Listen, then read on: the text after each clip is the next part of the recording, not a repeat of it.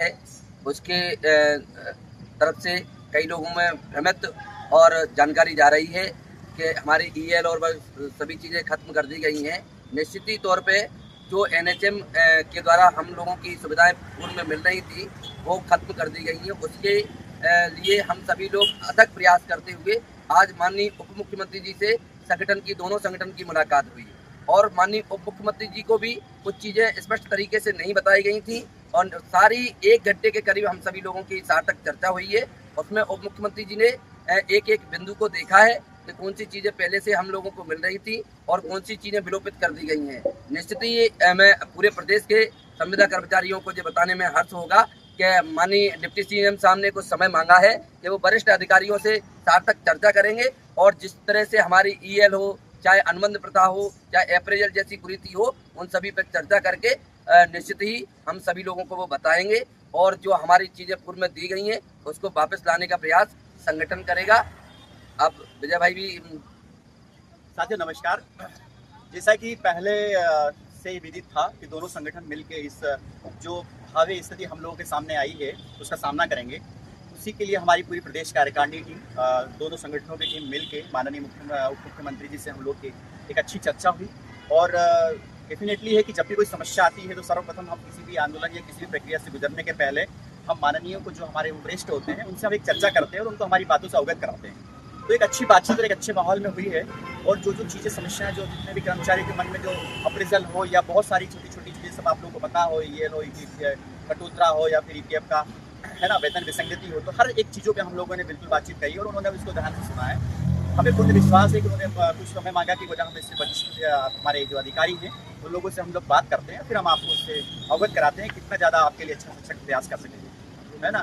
तो ये डेफिनेटली हम इसके बाद इसका फॉलो भी करेंगे और फॉलो करते रहेंगे कि इस परिस्थिति में क्या होना। बाकी दूसरी जो चीज़ें हैं कि यदि ये चीज़ें आगे नहीं हो पाती है जिस लक्ष्य के हम लोग अब दोनों संगठन मिलकर आगे बढ़े हैं तो हमारे लिए हर रास्ते खुले हैं, आप लोग सभी जानते हैं। उन रास्तों पर भी चलना पड़ा तो भविष्य में भी हम चले हैं और आगे भी बिल्कुल मिलकर बड़ी जोरदार ताकत के साथ आगे बढ़ेंगे। नमस्कार। प्रदेश कार्यकारिणी द्वारा स्वास्थ्य मुद्दे, स्वास्थ्य बीमा पर भी माननीय उप मुख्यमंत्री जी को अवगत कराया गया।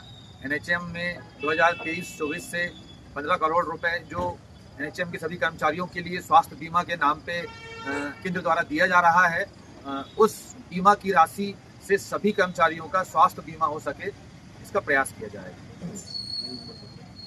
साथियों, जैसे कि हमारे माननीय दोनों अध्यक्ष महोदय और महामंत्री जी ने बताया, सार्थक चर्चाएं तो अपने स्थान पे हैं और जब तक वो सार्थक चर्चाएं रिजल्ट के रूप में हमारे बीच में नहीं आती तब तक हम सभी साथियों को, सभी जिलों के सभी जिलाध्यक्षों, जिले के सचिवों, सभी पदाधिकारियों, सक्रिय साथियों और एक एक संविदा कर्मचारी को आगामी समय में हो सकता है कि हमको आंदोलन का रुख अपनाना पड़े। अतः मेरा निवेदन है सभी जिलों से कि आप लोग अपनी अपनी तैयारियां रखें।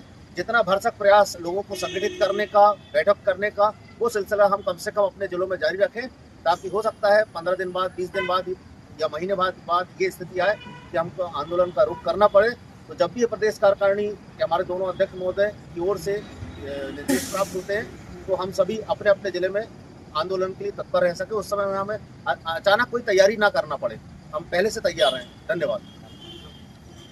मैं तो सबसे अच्छी चीज़ ये है, आश्वस्त करना चाहूँगा कि आपका संगठन हर परिस्थिति का सामना करने के लिए तैयार है।